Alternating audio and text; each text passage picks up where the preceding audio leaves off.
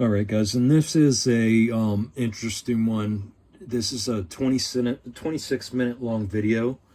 It's called "The Psychopathy of Eating Meat." Interview with philosopher John Sambanmatsu. This is comes from the YouTube channel bitesizevegan.org. I would highly suggest to go check out this whole video. We're just going to do the first couple minutes. Again, I'm just trying to bring awareness. But, you know, I quit eating meat for health reasons. But then I, started to... Actually, this was the first video, I think, that really just made me think of the whole psychology of eating meat. And it's extremely interesting. I mean, if you are going to consume meat, I would highly suggest that if you're an aware person, especially if you cling to a religion, or any other type of moral standard or value, the fact that we farm billions of animals, literally billions upon billions upon billions of animals every year are farmed out and kept in cages and grown as quickly as possible and killed, at the youngest stage of their life possible in order to keep the consumption going. And so, in this interview, he goes into the psychology or psychopathy of eating meat. Again, we're going to listen to the first couple minutes, but it's definitely worth checking out, guys. If you've never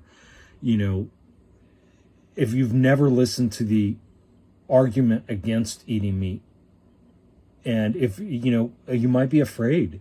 You might be afraid to listen to this because it really is once, especially if you're a sensitive person and you listen to how disgusting, and what it takes to kill your emotions towards another living creature.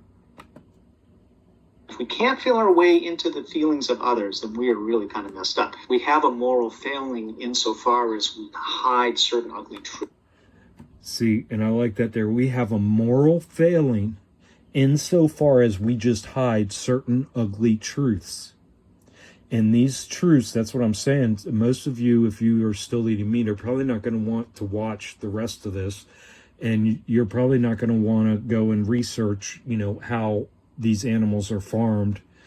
And, especially if you're buying your meat from a grocery store or any kind of other national vendor. It's absolutely disgusting. Truths from ourselves. But the very fact that we find such truths ugly is healthy. See, and that's exactly right. The fact that we even find it ugly, the truth is healthy, because that means we are empathic. And what they've done, guys, is they've killed our empathy. And they do that by forcing these poisons into you and forcing you to be compliant in the slaughter of literally billions upon billions upon billions of animals. Guys, and this happens every year. Billions, untold billions of animals slaughtered. Truth's ugly is healthy. Most horrible things become acceptable the moment they become. That's another one. The most horrible things become acceptable the moment they become normal. And that's what they've done. They've normalized all this stuff because what it's doing is it is killing you as a human. It is creating major cognitive dissonance because we're not supposed to be doing these things, and we know it, but they've so normalized it, and then they push it in front of us through all this advertising. And yeah, it's horrible, guys. I mean, all I'm trying to do is get you guys to think, because we can't just mindlessly keep on acting. We can't just mindlessly keep consuming. If you are going to consume, you better have a reason for it, an intelligent reason, and not just, well, that's just the way it is. Become normal. And if you go through life treating all of these beings as just objects, you're missing out on this kind of huge dimension of being human. Hi, it's Emily from bitesizevegan.org. Most people are simultaneously animal lovers and animal eaters. They don't want to harm animals or see them harmed, but they also continue to eat meat, leading to what scientists have dubbed the meat paradox. Studies have found that people navigate the resulting discomfort of this cognitive dissonance with a number of coping strategies, including dissociation, detachment, and othering of non-human animals.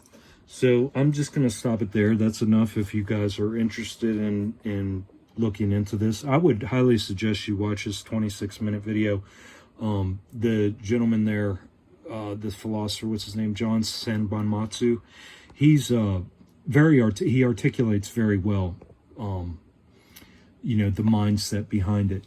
So, and again, I mean, it creates cognitive dissonance, and they are, you can cling to it and say, I can't live without bacon. What's wrong with a hamburger? You're a pussy. It's not about that, guys. This is about, this is so much deeper than that. You're being controlled. They have gotten you to consume these things. So, you think you're making your own decisions and you're a tough guy because you eat meat, but that's not the case, guys. That's not the case at all. Again, The Psychopathy of Eating Meat, interview with philosopher John Senbonmatsu, and the channel name is bitesizevegan.org. Definitely worth a watch.